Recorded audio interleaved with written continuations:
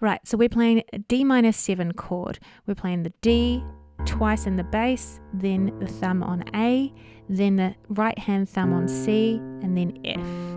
We're going to hold that for one bit, and then we're going to play the D and the A together.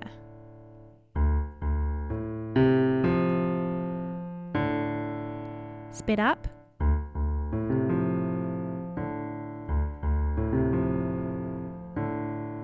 Then for the tune, we're playing this between the F and the D and the C in the right hand.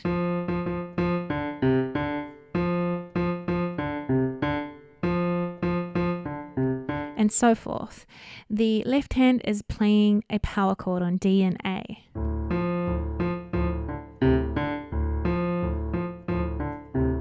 Then we're going to play A and C sharp in the left hand and E in the right hand.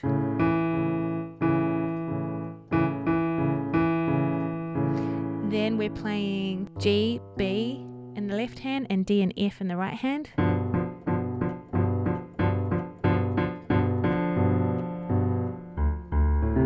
Back to the original.